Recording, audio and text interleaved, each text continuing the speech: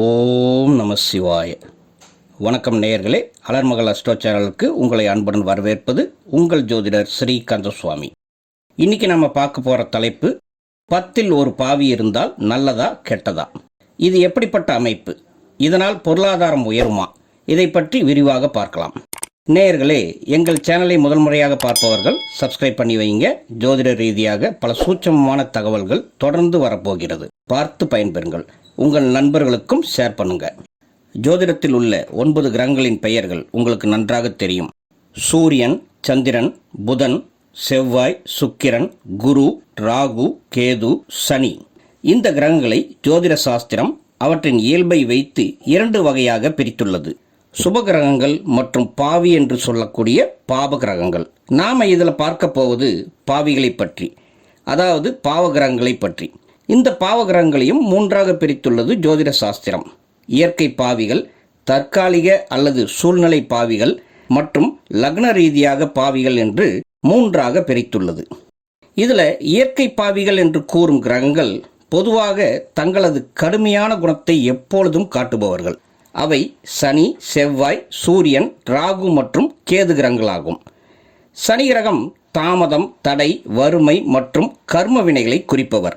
செவ்வாயோ கோபம், அவசரம், விபத்து மற்றும் சண்டைகளை குறிப்பவர். சூரியனும் ஒரு வகையில் இயற்கை பாவி ஆகிறார். இவரின் செயலில் ஒரு பாதி தீவினைகளை வெளிப்படுத்துகிறது. அடக்குமுறை, அடக்கி ஆளுதல், சுயநலம், அகங்காரம், குரூரத்தனம் என்று சொல்லப்படுகிறது. ராகு கிரகமோ பிரம்மாண்டம், ஏமாற்றம், பேராசை மற்றும் மாயையை குறிக்கும். கேது கிரகம் விரக்தி, லௌகீக வாழ்க்கையை விட்டு ஆன்மீகத்திற்குள் தள்ளுதல் அல்லது கெட்ட பழக்க வழக்கங்களை தருதல் மற்றும் வளர்ச்சியை, அதுவும் பொருளாதார வளர்ச்சியை தடுத்தல், தடைகளை உருவாக்குதல். தற்காலிக அல்லது சூழ்நிலை பாவிகள் என்பது பொதுவாக நல்ல பலனை தரக்கூடிய கிரகங்களாகவே இருக்கும். ஆனால் அது இருக்கும் நிலையை பொறுத்து பாவியாக மாறும். அதிலும் முதலாவதாக வருவது சந்திரன். சந்திர கிரகம் தேய்பிரையாக இருக்கும் போது அதனுடைய ஒளியை இழந்து பலமும் இழந்து போவதால் பாவியாக கருதப்படுகிறது. சில நேரங்களில் ஜென்மசனியை காட்டிலும் பலமான கெட்ட விஷயங்களை தரக்கூடியது இந்த தேய்பிரை சந்திரன். சந்திரனுக்கு அடுத்ததாக வருவது புதன் கிரகம். புதன் எந்த கிரகத்துடன் இணைந்து இருக்கிறதோ அதற்கு தகுந்தாற் போல வேலை செய்யும். அதனால இயற்கை பாவிகளாக கருதப்படும் சனி, செவ்வாய், ராகு அல்லது கேது மற்றும் சூரியனுடன் இணைந்து ஒரு ராசியில் இருந்தால் புதனும் பாவியாக வேலை செய்யும்.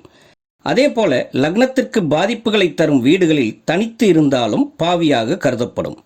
அடுத்து லக்ன ரீதியாக பாவிகள் என்பது லக்னத்திற்கு மறைவு ஸ்தானங்களான 3, 6, 8 மற்றும் 12ஆம் வீடுகளை சார்ந்த கிரகங்கள் லக்ன ரீதியான பாவிகள் என்று ஜோதிட சாஸ்திரம் கூறுகிறது. இதில் ஒருத்தருடைய ஜாதகத்தில் 10ஆம் வீடு என்பது கர்மஸ்தானம் அல்லது ஜீவனஸ்தானம் என்று அழைக்கின்றனர். ஒருவருக்கு வாழ்க்கையில் தொழில் அமையுமா அல்லது வேலை அமையுமா, வேலையாக இருந்தால் அதில் பதவி உயர்வு கிடைக்குமா, தொழில் வளர்ச்சி, அந்தஸ்து, கௌரவம், சமூக அங்கீகாரம், புகழ் போன்றவற்றை குறிக்கும் இடமாகும். 10ஆம் வீட்டில் பாவி கிரகம் இருந்தால் என்னவாகும்? ஜோதிடத்தில் 10ஆம் இடத்தில் பாவி இருக்க வேண்டும் என்று சொல்கின்றனர். 10ல் ஒரு பாவி இருந்தால் வளர்ச்சி என்று பழமொழி சொல்கிறது.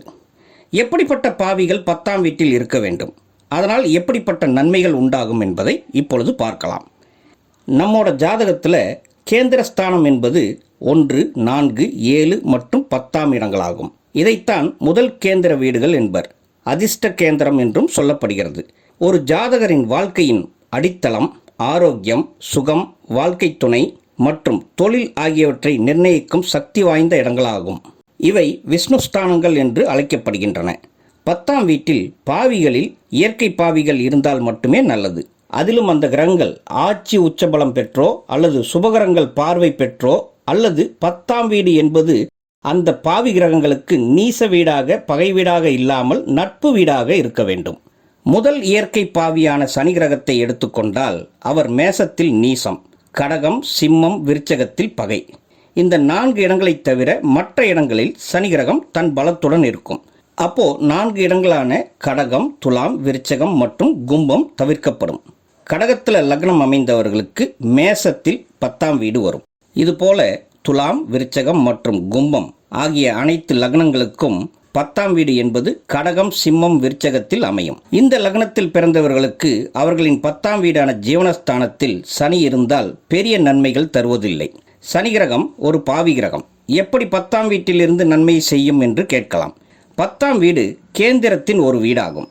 கேந்திரத்தில் சுபகரங்கள் மட்டுமே இருக்கும் போது அது கேந்திர ஆதிபத்திய தோஷம் பெற்று பாதிப்புகளை ஏற்படுத்தும். அதனால் பொருளாதார தடை மற்றும் பொருள் நஷ்டம் ஏற்படும். அதுவே இயற்கை பாவிகள் அமரும் போது அந்த தோஷம் சந்தோஷமாக தீய பலனை குறைத்து சிறப்பை தர ஆரம்பித்துவிடும். இதுவே ஜோதிட விதியாகும். அதனால் சனி கிரகம் 7ஆம் வீட்டில் திக்பலம் பெறும் கிரகம் என்றாலும் 10ஆம் வீட்டில் அமரும் போதுதான் தொழிலில் நல்ல வளர்ச்சியை தூண்டி பொருளாதார மேன்மையை தருகிறார். ஒவ்வொரு இயற்கை பாவி கிரகங்களும் 10ஆம் வீட்டில் இருக்கும் போது எப்படிப்பட்ட தொழில் மற்றும் வேலைகளில் மேன்மையை தந்து உயர்த்தும் என்பதை மற்றொரு வீடியோவில் பதிவு செய்கிறேன். இதுவே செவ்வாய் கிரகமாக இருந்தால் மிதுனம் மற்றும் கன்னி ராசியில் பகையாவார். கடகத்தில் நீசம் பெறுகிறார். அதனால் கன்னி, துலாம் மற்றும் தனுசு லக்னத்தில் பிறந்தவர்களுக்கு அவர்களின் ஜாதகத்தில் 10ஆம் வீட்டில் செவ்வாய் இருந்தால் பெரிய அளவில் பலன் தருவதில்லை. என்னதான் செவ்வாய் லக்னத்திற்கு 10ஆம் வீட்டில் திக்பலம் பெறும் என்றாலும் இந்த 3 லக்னமான கன்னி, துலாம் மற்றும் தனுசு ராசியை தவிர மீதமுள்ள 9 லக்னக்காரர்களுக்கும் சிறப்பை தரும். அதிலும் மேச லக்னக்காரர்களுக்கு 10ஆம் இடமான மகரத்தில் செவ்வாய் உச்சமாகும் மற்றும் திக்பலமும் பெறுவதால் அவர்கள் செய்யும் தொழிலில் சிறந்த ஒரு இடத்தில் பொருளாதார ரீதியாக சிறப்பாக வாழ்வார்கள். அதே போல சூரியனும் 10ஆம் வீட்டில் திக்பலம் பெறும் கிரகமாகும். சூரியன் எப்போதும் வலிமையாக இருக்கும் கிரகம் என்றாலும் ரிஷபம், மகரம் மற்றும் கும்ப ராசியில் பகையாவார். துலாம் ராசியில் நீசமாவார். அதனால் மேசம், ரிஷபம், சிம்மம் மற்றும் மகரம் லக்னமாக உள்ள ஜாதகருக்கு சூரியன் 10ஆம் இடத்தில் இருந்தாலும் அதன் வலிமை குறைந்துவிடும் என்பதால் தொழில் புரிபவர்களுக்கும் வேலையில் இருப்பவர்களுக்கும் பெரிய அளவில் நன்மை செய்ய முடிவதில்லை என்பதே உண்மை. உங்களுடைய ஜாதகத்தில் இது போன்ற அமைப்பு உள்ளதா என்பதை உறுதிப்படுத்திக் கொள்ளுங்கள். கமெண்ட்ஸில் உங்களுடைய கருத்துக்களை பதிவிடுங்கள். ராகு மற்றும் கேது கிரகங்கள் 10ஆம் வீட்டில் அமர்ந்திருந்தால் விசித்திரமான திடீர் அதிர்ஷ்டங்களை தரும். பொதுவாக 2 கிரகங்களும் எடையில்லாத சாயா அமைப்புள்ள கிரகங்கள் என்பதால் ஜாதகரை தனிப்பட்ட முறையில் உயர்த்தி அழகு பார்க்கும். 10ஆம் வீட்டில் ராகு அல்லது கேது அமைய பெற்றவர்களுக்கு அரசியலில் நுழையும் வாய்ப்பு அல்லது பொதுவாழ்வில் பெரிய பொறுப்புகளை பெறும் யோகத்தை உண்டாக்கும். ஆன்மீகத்தில் மேன்மை பெற்று அதன் மூலமாக பொருளீட்டுதல், மதம் அல்லது இனம் கடந்த தொடர்புகள் மூலம் தொழிலில் வளர்ச்சி ஏற்படுத்துதல், வெளிமாநிலம் மற்றும் வெளிநாடு சென்று அங்கேயே பெரும் வளர்ச்சியடைந்து செட்டிலாகும் அமைப்பையும் தரும். இதற்கு இவர்களின் ஜாதகத்தில் ஒரு சில விஷயங்கள் சரியாக இருக்க வேண்டும். ராகு அமர்ந்திருக்கும் வீட்டின் அதிபதி பலமாக இருத்தல் வேண்டும். ராகுவை குரு அல்லது சுபகிரகங்களின் பார்வை பார்த்தால் கோடி வித்தைக்கு அதிபதி ஆக்கி பார்ப்பார். ஜோதிடத்தில் ஒரு பழமொழி உண்டு. 10இல் ராகு இருந்தால் பந்தல் கட்டி ஆழ்வார் என்பர். சாதாரண குடும்பத்தில் பிறப்பெடுக்கும் ஒருவரை உச்சாணி கொம்பிற்கு கொண்டு செல்லும் வல்லமை ராகுவிற்கு உண்டு. அதே போல கேதுவிற்கு ஆன்மீகம், மருத்துவம், ரசாயனம், ஆராய்ச்சி போன்ற துறைகளில் மேன்மையை தந்து வெளிநாட்டு வாசியாக ஆக்கி அழகு பார்ப்பார். ராகு கேதுவின் பின்னடைவு என்னவென்றால் 10ஆம் வீட்டில் இருப்பதால் ஊருக்கு நல்லவராகவும் குடும்பத்திற்கு கெட்டவராகவும் பெயரெடுக்க செய்துவிடும். வீட்டில் தேவையற்ற அவதூறுகள், கெட்ட பெயர்களை உருவாக்கும். தந்தையுடன் கருத்து வேறுபாடுகளும் உண்டாக்கிவிடும். சிலருக்கு குடும்ப சொத்து வருவதில் சிக்கல்கள் தரும். குடும்பத்தை விட்டு, அதாவது பெற்றோர்கள், சொந்த பந்தங்களை விட்டு பிரிந்து எங்கோ ஒரு தேசத்தில் வாழும்படி ஆக்கிவிடும். 10ஆம் வீட்டில் ராகு கேது இருந்து பொருளாதார மேன்மை, பெரிய அளவில் வசதிகளை கொடுத்தாலும் இந்த பாதிப்புகளும் இருக்கும். அதுவே 10ஆம் வீட்டில் சனி, செவ்வாய் அல்லது சூரியன் அமைய பெற்றவர்களுக்கு எப்போதும் வேலை மற்றும் தொழிலில் மூழ்கி இருப்பார்கள் என்பதால் குடும்பத்தை கவனிக்கக்கூடிய நேரம் குறைந்து போகும். அடிக்கடி கோபம் ஏற்படும். போட்டி பொறாமை அதிகரிக்கும். ஆரோக்கியத்தில் கவனம் குறைந்துவிடும். இந்த விஷயங்களில்தான் இவர்கள் கவனத்துடன் இருக்க வேண்டும். ஆக 10ஆம் வீட்டில் சரியான அமைப்பில் பாவி கிரகங்கள் அமையப்பெற்றால் கடின உழைப்பாளிகளாக ஆவார்கள். பலத்துறை மன்னர்களாக வெற்றி காண்பார்கள். நிர்வாகத்திறன் அற்புதமாக இருக்கும். சுயதொழில் மீது அதிக ஆர்வம் இருக்கும். தன்னுடைய திறமையால் மிகப்பெரிய உயர்ந்த பதவிகளை எட்டி பிடிப்பர்.